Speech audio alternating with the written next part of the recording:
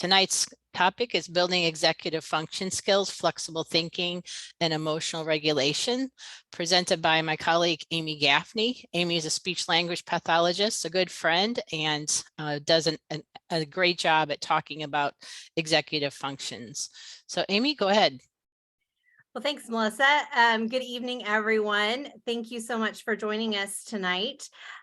Today, or this evening, we are going to talk about specifically two of the executive functioning skills, flexible thinking and emotional regulation. So if I can move my slides. So first, want to make sure that everyone's kind of on the same page as far as what is executive functioning. It is our cognitive management system of the brain, kind of keeps everything working together. So that takes a lot of different processes or a lot of different skills that are all working together. You can think of it very much like an orchestra where there's lots of different musical instruments, but then the conductor makes sure that a beautiful piece of music is what ends up happening. So all of those cognitive processes include organizational skills, which is what I think a lot of people think of at first when they think about executive functioning, but it is a lot more than just organizational skills. Emotional regulation, there's time management, attention, our ability to modulate our emotions, planning, prioritizing, working memory, self-monitoring, initiation and impulse control are all things that are working together to help us to reach our goals. And so where do we find those executive functioning abilities? They're right up front here. So the majority of them are happening in your, we'll call the frontal lobe or the frontal and prefrontal cortex of the brain. That is the area of the brain when all of those skills work together. We're going to be able to do problem solving, critical thinking, decision making. This is how we express our personality and our emotions. And it's where cognitive flexibility occurs. So if you can imagine, if you're having difficulty with even a few of those specific areas, they're going to impact a lot of the overall functioning of your executive functioning skills. And so, like I said, executive functioning skills are what help us to make plans and then follow through with our plans by recognizing and making adjustments as needed, and then ultimately how we achieve our goals. And so this could mean something for a young child like, oh, my plan is to go play in the sandbox. And I want to have this toy and this toy, and I'm going to put these trucks together, and we're going to have a dump truck, and we're going to be moving the sand from one area to the other area. And so the goal would be to play with my trucks in the sand, and I'll have a nice play afternoon in the sandbox if I can do all those things. For a student, that might be, planning out writing a paper in school or doing a science project. And then as an adult, that might mean planning a birthday party or a dinner party for people. When we think about those things in life that we have to do as adults that maybe aren't quite as fun, like doing our taxes and making sure we have all the things that we need to turn in. So this can really look differently depending on your age. And then also it can be as simple as making the bed. And so that is something where you have to have a plan. You have to know what sheet to put on first. What direction does it go? Where are you got to find all the pieces when you start, probably, to be the most efficient at it. How are you going to put those pillowcases on? And then how's your bed going to look at the end? Does it look the way you wanted it to? So executive functioning plays a huge role in our life and probably helps us do some activities that we don't even think about it. It's just kind of happens in a split second. But when we really break things down to be able to help some of our children and people that we know that have executive functioning difficulties, and this can include a lot of people with autism have difficulties with executive functioning skills. So the reason why we wanted to start with flexible thinking and emotional regulation tonight is because those are two that, if you can think now, if you have difficulty with those areas, they're going to affect a lot of different things. And I'm going to kind of point some of that out to you as we go through this evening. But when you think about flexible thinking, that is adapting to different situations and changes. So what happens, what will you do when that bottom sheet won't stay on your bed? Or what happens when you're driving to work and all of a sudden there's a detour that you didn't expect? What happens when, for instance, you're making a recipe and you don't have one of the ingredients? What happens when it's a snow day and all of a sudden I'm not going to school today and you want me to do school online instead of in the classroom? Now that's a whole different ballgame. Mom's now my teacher instead of Mrs. Smith. So we have to think flexibly about a lot of different things to be able to be successful. And if you struggle with flexible thinking, then a lot of those other things, memory, impulse control, our emotions are going to be impacted by our challenges with our flexible thinking. So I already shared a couple of ideas about when do we see children and adults using flexible thinking in life. So time to transition from playing to taking a bath. I have to be flexible enough to think, okay, I'm going to change what I'm doing right now. Maybe I wasn't quite done playing. So when is that natural stopping point so that I can go ahead and get in the bathtub? A planned outside activity that has to be rescheduled because of rain, because of weather. I mean, it's going to happen sometimes. So if you've got a picnic planned for outside, how are we going to reschedule that to an inside activity? Or are we going to pick a different date? Sometimes like today, the weather happened. I was supposed to go to lunch with some colleagues and the weather just wasn't agreeing with us today. And so we have to reschedule. It's the second time we've had to reschedule, but I know that I can be flexible and keep myself regulated so that I know that that time will come when I'll get to have my lunch with my colleagues. Thinking about kids when they're playing with a sibling and they have toys out and we've got the Barbie dolls on one side and we've got the Paw Patrol toys on the other side. And now all of a sudden, our sister wants to combine Barbie and Paw Patrol. For some kids, that's going to be really challenging because I've got to be flexible enough to accept Barbie and Paw Patrol can live in the same world. And that can be a problem for some of our youngsters.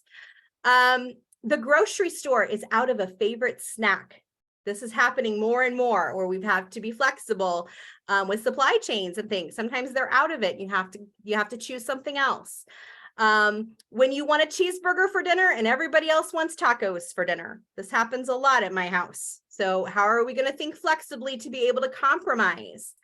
And then when it's a school day, like I said, but there's not going to be school. It's going to be an e-learning day instead. And you might have known about that ahead of time, but that might just happen within an hour or two. So part of flexible thinking is impacted by our processing speed. Processing speed plays a role in how quickly a person can kind of switch gears and think of situations.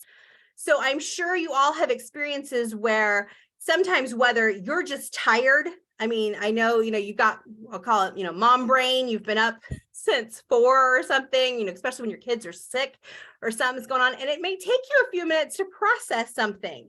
We think about our kids and that a lot of our kids have difficulty with their processing speed. They have a slower processing speed. So if I have to make a quick decision to change my plan, my processing speed is going to impact that.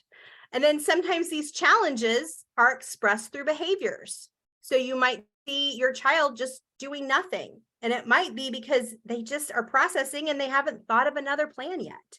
It might be that they continue to try the same strategy over and over again, even though it's not working, but they're not flexible enough to come up with something else that they should try instead.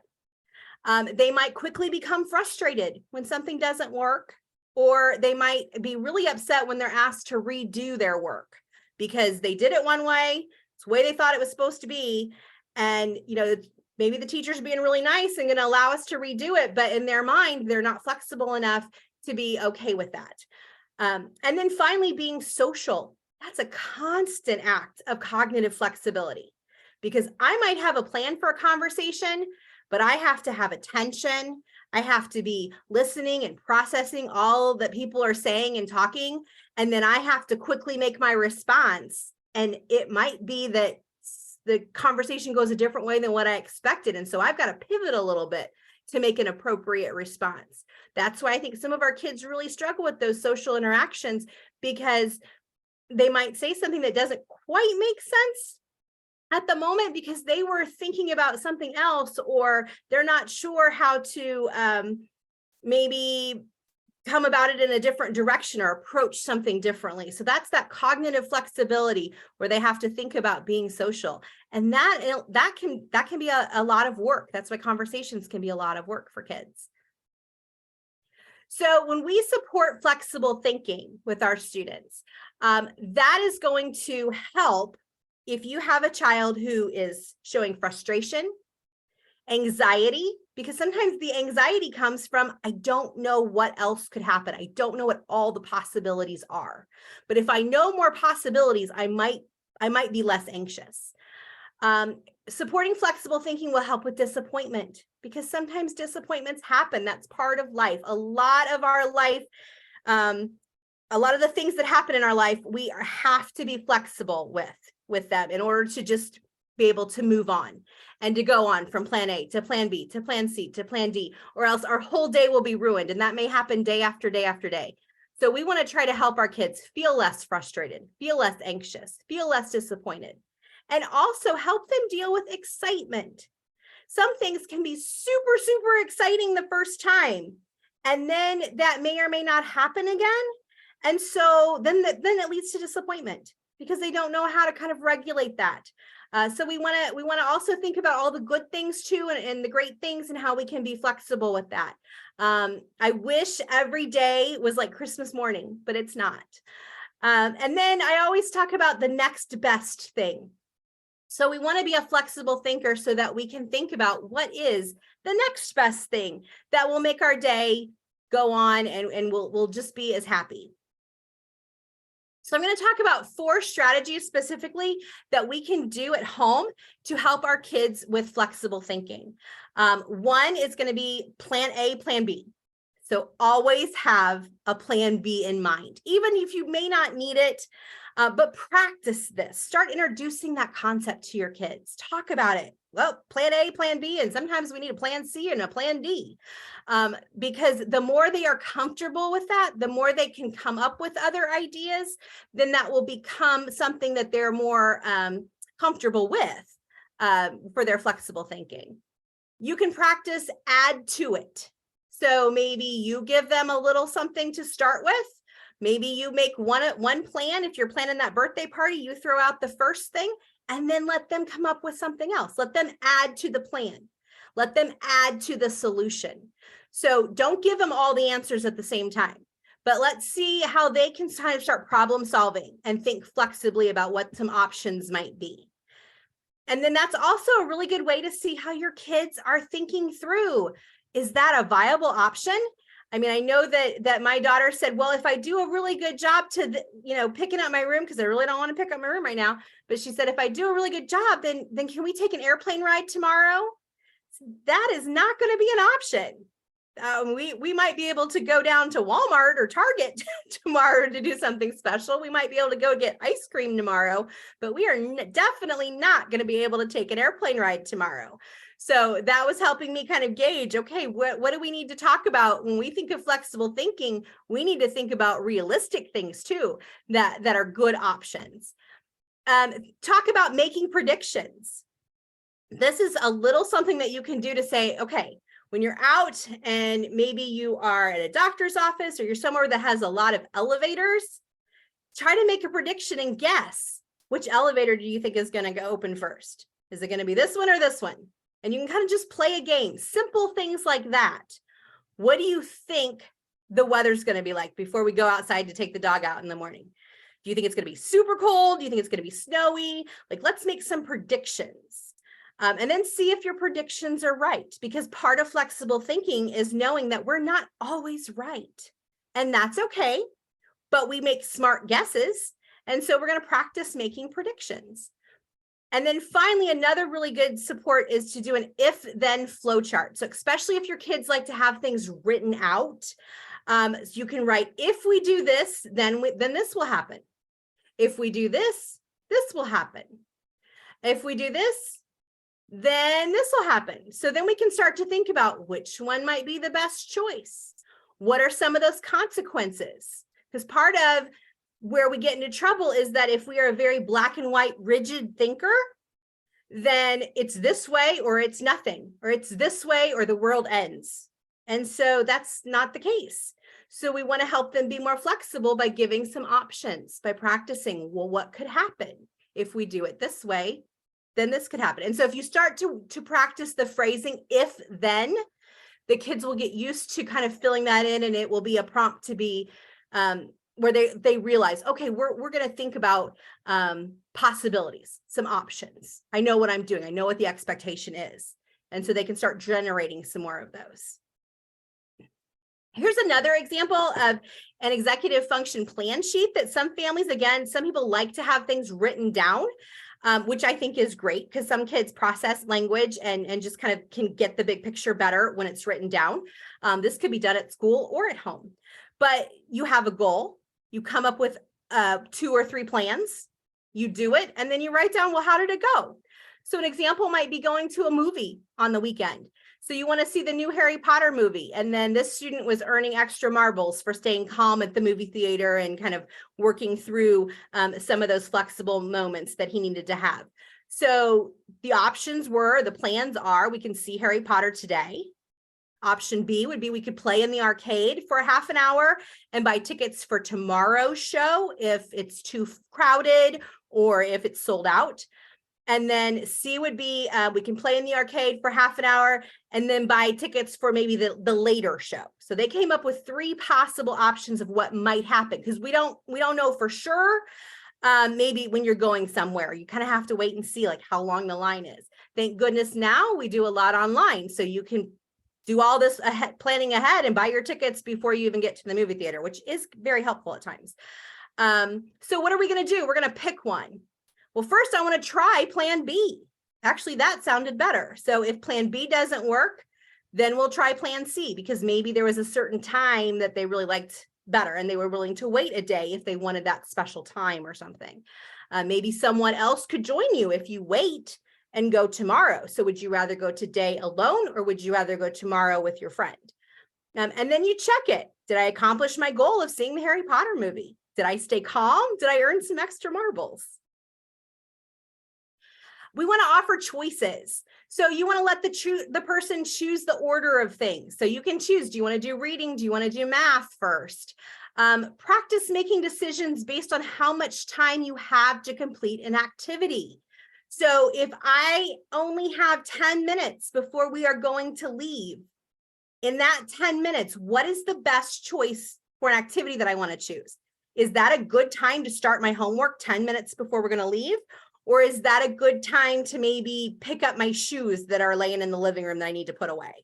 You need to kind of figure out what makes the most sense. So that's going to help with time management. It's also going to help with flexible thinking, because if you were planning on doing your homework, but then you kind of ran out of time or something's going on, you got to be flexible enough to know that you're going to do it at a later time. Allow choice for when something will be done. Do you want to do it, like I said, first or second? That's the order. Do you want to do it tomorrow or tonight? Just allowing all of those things to happen. And then we need to check in with our kids and say, how did that work? Did you like how that worked? Do we need to try that again? So I put down the even odd day strategy, because that is one that a family that I know has done for many years. And so if it's an even day, mom gets to make some choices, like maybe what's for dinner, or what movie they're going to watch or something.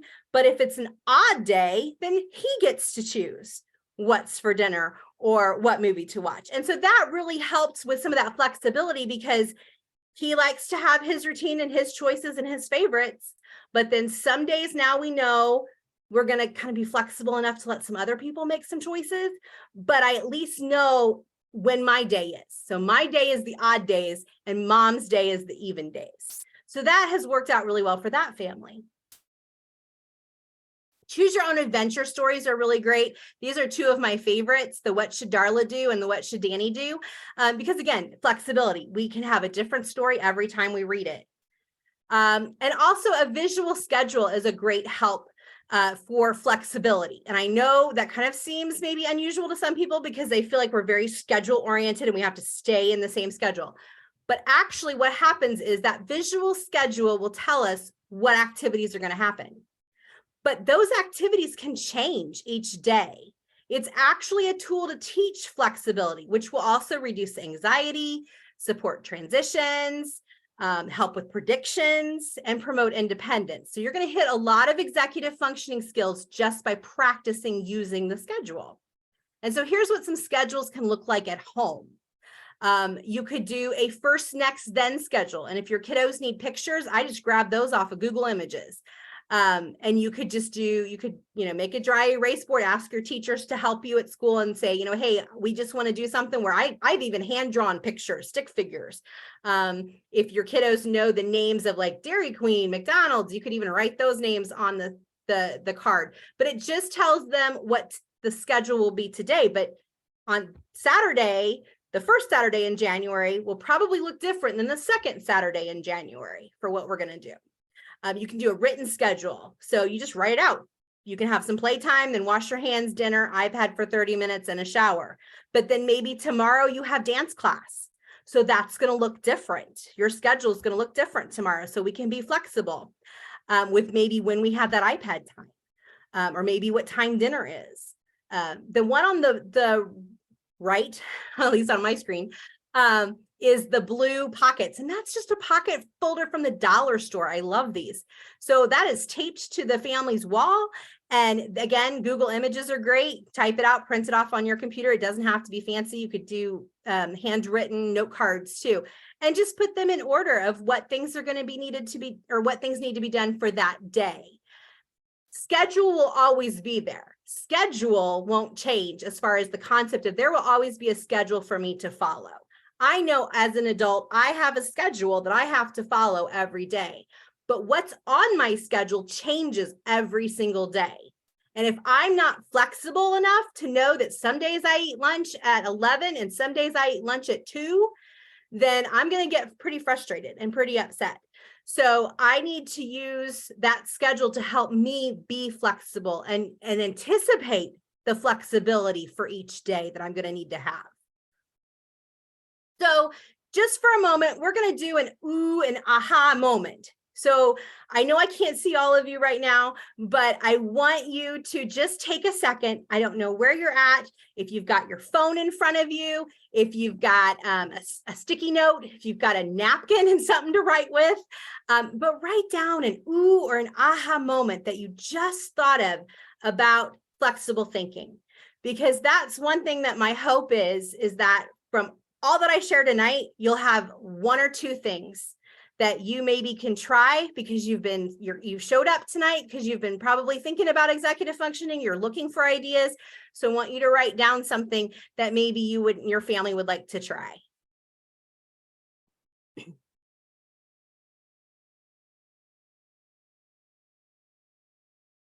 Okay, and then the next part, I told you we're going to talk about two of the skills tonight. So the next one is going to be understanding and regulating the intensity of our feelings, which we call regulating our emotions. And I will say this can be like a whole day's topic. So I'm just going to give you a taste of some of these ideas. I just, really these parent nights are to give you some information that's out there, make you start thinking about some questions that you have. And you are always welcome to email us and we can have further private conversations about specific family needs as you need to. But emotional regulation directly relates to our ability to think clearly. And I think all of us as adults and parents would agree with this. If we are not emotionally regulated, when mama needs a moment before we talk about some of those serious things. So, but as we move through our day, we're continually regulating our emotional reactions and we don't even think about it. It's subconscious. You might be shifting your body in the chair if you're in a work meeting and you're bored. You might be shaking your leg. You might talk a little faster to try to get people to kind of move on because I got things I got to do on my list. But we do all of these things subconsciously. And I think our kids do some of these things as well. They may just not know the best, most efficient, and most productive strategies to use for themselves. So that's our job, is to help them develop this skill. So it is completely normal for people to feel a variety of emotions along with a range of intensity levels throughout the day. We have all the feels of inside out every day. We are not happy all the time. We are not angry. I hope we aren't feeling angry all day long. We're going to have some of the different feels, but we want to teach that it's important, or it's okay to teach some skills like what happens when you're in a bad mood. It's a good idea to stay away from people. That's a good strategy to have. So when I have a student that I'm working with and they say, don't talk to me, I teach them, that's okay. I'm going to respect that. Don't talk to me right now, because I realize if I do talk to them, I might really escalate their emotions at that moment. So, okay, so we need to teach signals. We need to say, give me 5, and then I'm going to respect your 5 minutes. We need to work on those things, because we aren't always going to be happy, and we're not always going to want to talk about all of our feelings all the time. Some of the factors that influence our emotions: the environment. Now, I can't see any of your hands, so if I ask you to raise your hand, this is just between you and your computer screen, but how many people have their playrooms or some room in their house looking like the one on the left, the messy playroom? I will honestly raise my hand. It looks like that some days. How many people would really strive for that environment on the right, where everything's picked up and in its place? That's our goal. Sometimes that's a little challenging to meet. But how do you feel when you're sitting in the middle of the chaos and the mess of the dirty laundry and all the toys? And so we know that the environment that we're in affects our emotions. And that's why it's important to some days say, we got to stop and we got to clean this room up, because this is affecting our emotional regulation right now. And we need to get a calmer environment set up. We need to think about the task in front of us. If it's really super easy and I'm happy, all is good. If it's really challenging, if I'm a kid that is not the best at reading and I've been told I have to read this novel for school, I might be a little stressed by that. How do we physically feel? You know, when you're not feeling well, when you're sick, when you've got a headache, when you've got some stomach issues, when you're constipated, we have all these feelings. And so physically, you know, when I haven't had my cup of coffee and I need some caffeine, like I'm feeling down, my emotions are affected by that. And then the emotions and the behaviors of others around us. We as parents have to also really work hard sometimes at regulating our emotions, so that, because we have to remember that we're impacting our kids' emotions. So if we want them to calm and regulate and try to work through that disappointment because they're struggling with their flexible thinking at that moment, we've got to bring our voice down. We've got to talk a little slower to help with their processing time. We have to model for them, and it'll help us too as parents, because I know I've been there and it gets stressful at times. So we also need to think about some of this for ourselves. So challenges occur though when a person can't recognize their own feelings. They can't match their feelings to the events. They just, you know, I know a couple of kids where it's like, oh, it's Christmas. Everyone's so excited because we're going to have a big surprise. We're going to open our presents. And the kids are just so stressed and so upset because they don't like that surprise. Their anxiety for what could be in that box, it's not fun. And so maybe they don't match what we expect them to be feeling. So there could be a mismatch there. And then also have appropriate strategies to regulate their energy and their intensity of an emotion. So I'm going to show you some examples of that one. So some kids have an on and off switch. Some people have an on and off switch. Sometimes, let's face it, some parents, you know, given the moment, have an on and an off switch. But we need to learn to adjust our intensity so we have a dimmer switch. So we want to think about it. That's our goal. And we know that many of our younger, actually even into teens, because I haven't mentioned it, but executive functioning really doesn't fully develop until mid-20s. And that's if you're on a typical trajectory. So if you've got challenges with executive functioning skills, then you're going to have even more, or you're going to need even more time to develop these skills. So I don't expect any fourth grader, especially a fourth grader that I know has challenges with executive functioning, to be doing all of these things completely independently. That's not fair to them. But they're developing it. And one of the best things we can help them do is develop a dimmer switch. So one of the really great ways to do that is I like to start by teaching from the alert program is, how does your engine run? So you kind of like, maybe you're outside and you're running around the playground, or you're running around the park. Maybe you're at home and you're starting to do homework and you're getting a little frustrated. So we need to talk about, how is your engine running? Are you running low and slow? It's been hard to get out of bed. We're not getting moving like we need to get moving. So maybe we're low and slow. How do we need to perk ourselves up a little bit? Maybe we need to splash some cold water on our face. Maybe we need to take a shower, because that is something that alerts us more and it wakes us up in the morning. Are we cruising? Are we just right? We're getting things done. We're like, we are having a great day. This is awesome. I'm so proud of you. Or is your student racing through their homework like Lightning McQueen? So you can use anything that makes sense to your child. And you can use this as a great monitoring tool at home. We can do Eeyore, Pooh, and Tigger. If they're, Winnie the Pooh fans, you can use anything. You could probably come up with something with Minecraft or any of the other video games that kids like, but whatever makes meaning to them as far as what this is just the beginning of teaching that dimmer switch. And then after we've done kind of those 3 levels, you can move on to something like the 5-point scale. So if you haven't heard about it, there's a website, www.5pointscale.com. I encourage you to look that up, and it will talk to you and give you resources. And we have many 5-point scales on our website, and we are happy to talk with you about how to develop one if there's a situation where it could be helpful for you. But this is how we teach kids. Is it that big of a deal? Not everything is a volcano. Sometimes when my piece of paper gets a little ripped, it's not like I'm just going to throw it away and it's all done. So that's not worth making a volcano over. But if, your favorite toy gets broken, or you're an avid biker and your bike tire busts and it's going to take a while to get it fixed, that might be a bigger deal to you. And that's acceptable to have that kind of reaction. I would too. So we need to teach kids how big their reaction needs to be. These are just some more 5-point scale resources that you could look at. And then I wanted to talk about, what does calm feel like? Because we teach kids that they need to go and calm down. But what does calm feel like? This is one where I've sat in a room of 100 adults, and not very many people have an answer for this question. What does calm feel like? And it's different for every person. So some of our kids may not know how to physically calm their bodies when we go tell them they need to take a break or calm down. And that's why their calming strategies aren't working.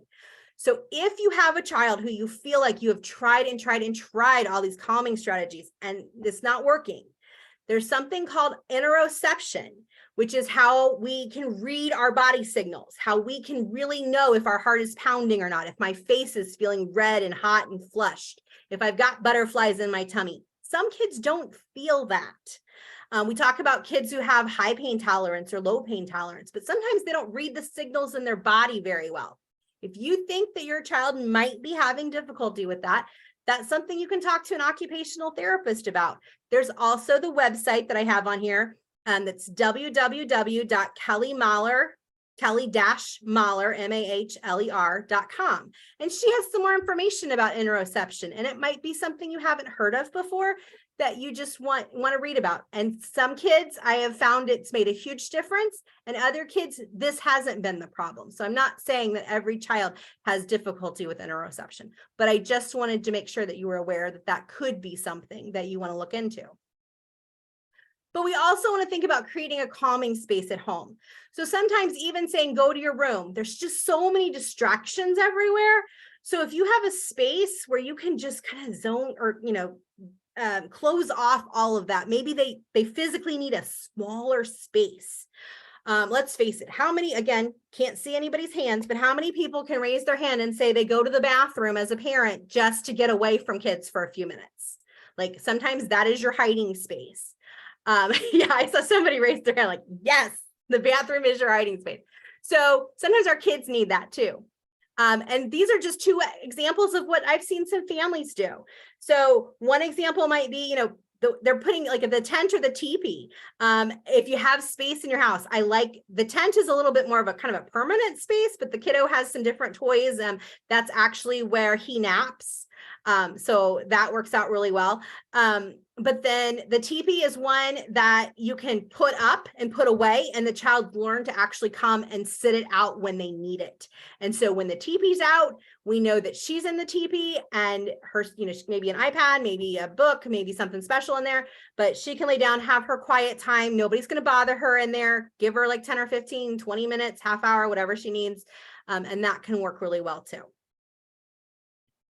And then you want to think about evaluating your calming techniques. So if you have things in your home that really help to calm your child, I encourage you to write them down. Keep a catalog of what they are, maybe just on index cards.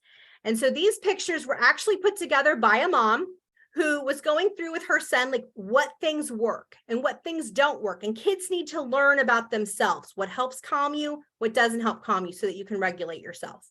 So then they made a list, and like one of the examples was, well, okay, go for a bike ride is what he said. Well, problem is you can't go for a bike ride at school and you don't have a bike at home right now. So to say I'm going to take a bike ride is not going to be helpful to you. Taking a bubble bath, that can be a great emotional regulation strategy at home, but that's not going to work at school. So we're going to need a few more things in our toolbox. But if I've learned to close my eyes, maybe count to 10, maybe take some deep breaths, then that could work at home and at school. So we have to teach kids where they need to have a couple of different things that they can use to help regulate themselves. Because when I'm at Target, what I do at Target to emotionally regulate myself versus what I do at home is different. And we need to make sure we let our kids know what's appropriate to do in each of those places. So I talked about breathing, and just briefly, I want to mention that sometimes we hear about mindfulness. You may have heard of this. Your school may have talked about doing some mindfulness. And I think there's a great place for this. But a lot of our kids with autism have some trouble visualizing what it is, because if I'm telling you something, I don't know exactly what you're picturing in your head. So if I can make it more visual and I can also associate it with something that's a familiar thing to that child, that's going to help us get to where we want to go, I think, a little bit more effectively. So for example, cookie breathing. And I loved this because during Christmas, a lot of people make cookies, or they went to somebody's house and they made some Christmas cookies and they remember that smell of those cookies, those gingerbread cookies, or whatever their favorite flavor is. So then we can actually take some little cookies, and this is something you can do on an iPad, but we can do it on paper. You can just talk about cookie breathing and you can smell the cookies. But then they're really hot, so we got to blow on them. Then we're going to smell another cookie. And this is going to teach them to not hyperventilate when you tell them to take a deep breath, because that's what most of our kids do, is go like that and they're done. Like, take 5 deep breaths. Okay, it's over in 2 seconds. So we're going to really breathe in those cookies and blow on them so we don't burn our mouth. Maybe your kid likes ramen noodles. You could have a ramen noodle breathing. So just do something that can make it a little bit more meaningful for your kids. Emotional vocabulary is another really important thing that we want to teach, because this is going to help with emotional regulation, and that's giving our kids the words to say. So again, we talked about those, how big is your problem? Are you irritated, or are you furious, or are you frustrated? Do you feel fine? I mean, everybody's kid is, how was school today? Fine. Okay. Well, maybe something else was awesome. Or maybe it was great. Maybe it was good. It's okay. So we want to just teach them to start using that dimmer switch. And I love to use colors. So paint chips are free. Everybody can go to Home Depot on Saturday and grab a whole bunch of your favorite color. And, maybe you're going to repaint your bathroom. So you've got some paint chips for your bathroom or something. But you can just write on these and start picking some emotions and start talking about emotion words with your kids at home. And then you can just write them on a paint chip. Songs and positive self-talk is another great strategy for emotional regulation. One of my absolute favorite teachers of emotional regulation for preschoolers is Daniel Tiger, because when my child, I can just say, when in my household, when my child learned Daniel Tiger songs that, we were watching them at 1, 2, 3, 4. Now as a 10-year-old, I still hear, when you feel so mad that you're gonna roar, and then everyone can finish. Take a deep breath and count to 4. So there are so many great songs, and kids learn. Some kids are really good about once they've learned a song, they have it forever. So let's teach them to use some of these good things to regulate themselves with. I mean, I'm a 44-year-old mom, and I'm singing Daniel Tiger songs sometimes because they stick in your head. How many of us grew up in the Schoolhouse Rock era? How many of you still remember conjunction, junction, what's your function? It's because of those rhymes and those songs and that positive self-talk that sticks in our brain. So if we can work on it now with our kids and teach them what to say and what to sing to themselves, that's going to help them all through life as they're trying to regulate themselves and remember what they can do. Again, reading is a great strategy, a great support for kids. So these are some of my favorites, but there are lots of books out there about emotional regulation. There's a whole line of little animals. Little monkey calms down is a good one, but there's also little tiger picks up his toys or cleans up. There's a whole book about these spots. Some of the kids are really drawn to these. They're just fun books about different emotions. And then when my worries get too big it actually has a plan for teaching a relaxation sequence and routine. So that's another good one. And that's also written by the same person who created the 5-point scale. So if we use the right emotional regulation supports, we will help decrease people's stress, change their level of alertness, increase engagement, and influence all aspects of life. So again, another ooh, aha moment. Think about emotional regulation. Is there something that maybe has stuck out to you that you want to write down, you want to remember from tonight? I've got 3 more slides and then we're going to be done. But all executive functioning skills, I hope you've seen tonight how they're very intertwined and they really work together to support each other. So it's really hard to tease them out, but at the same time, we are able to tease parts out because, like I said, we can really focus in on one particular strategy and really make a difference by doing some of those direct instructions and really targeted strategies for our kids. But one thing that works on so many that is just great, especially for home, is game. Bring back family game night. And this might be a challenge. This might be 5 minutes for some of your kids to just start learning to play a game, or this might be some serious like Uno or Monopoly, or some serious challenges maybe that you have as a family. But I just gave you a list of games here that really work on some of these different skills, especially the skills of emotional regulation and flexible thinking. So, think about Jenga. My next move completely depends on what your move is. So I have to be flexible if I can't plan 3 or 4 steps ahead. Think about slapjack. Never know when it's going to happen. So the anxiety is there. When's that jack going to show up? And then how am I going to regulate myself while I'm playing a game? This is going to give kids lots of practice. I have found that the Disney Pixar out of order game can be really challenging for some of our kiddos because they have to be flexible enough to accept that they don't have all of the parts to the person right away. It's an exchange back and forth, drawing one, deciding maybe I'm going for Woody, but you know what? I have 2 pieces for Buzz already and I just need his legs. So I'm going to switch gears now and I'm not going to try to get Woody's stuff. I'm going to try to get, I'm going to try to go for Buzz instead. It takes a lot of cognitive flexibility. And so as I'm going through that, I've got some emotions that I'm feeling. And so I have to really practice my emotional regulation while I'm playing these games. And finally, just practice making plans. Practice, practice, practice. Write it down, include options, speak your plans out loud to model for your kids, and start rehearsing with them. You can say, now tell me what the plan is for whatever you're going to be doing. What will we do if the store is out of the favorite snack? prep ahead of time. Remind me what our options are for this event or for what we're going to do.